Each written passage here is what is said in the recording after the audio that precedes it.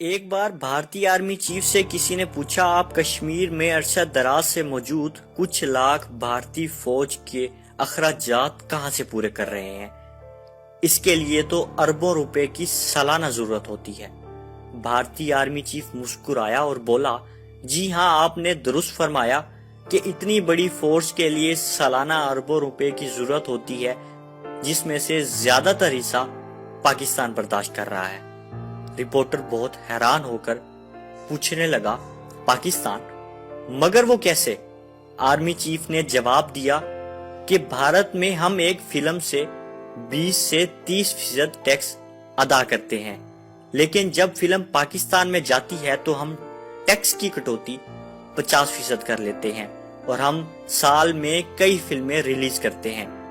اگر فلم 10 کروڑ دے تو 5 کروڑ ہمیں ٹیکس آ جاتا ہے، جس سے ہم اپنی فوج کے اخراجات پورے کر لیتے ہیں، اور اسی طرح باقی اخراجات پاکستان کے لوگ انڈین چینل دیکھ کر پورا کر دیتے ہیں۔ محترم دوستو، کیا ہم کشمیری بہنوں اور بھائیوں کے خیر خواہ ہیں؟ کیا ہم ان کے خواب اور نعرے کشمیر بنے گا پاکستان کے معیار اور وزن پر پورا اترتے ہیں؟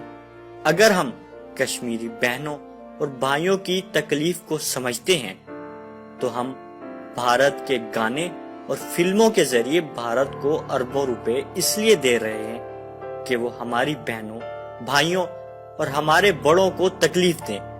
پاکستان میں بھارتی فلموں کی نمائش پر تمام سینما کھچا کھچ بھرے ہوتے ہیں، اور ادھر کشمیر میں کئی شہیدوں کی میتوں کو پاکستانی پرچم میں لپیٹ کے جنازے پڑھے جا رہے ہوتے ہیں۔ ہمیں بھارتی فلموں کی کہانیاں تو یاد رہتی ہیں، لیکن کشمیر میں ہونے والے بھارتی ظلم و ستم یاد نہیں رہتے۔ میرے پاکستانی بھائیوں، آج کے بعد انڈیا کی فلمیں اور ان کے چینلز کا بائیکاٹ کر کے کشمیر کے مسلمانوں کے ساتھ دیں، محبت کا ثبوت دیں۔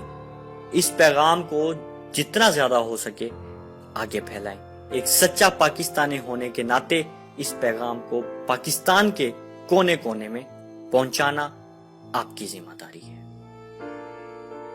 اسی کے ساتھ اجازت چاہوں گا، ملتی ہیں ایک نئی ویڈیو کے ساتھ۔ پاکستان زندہ باد، پاکستان پائندہ باد۔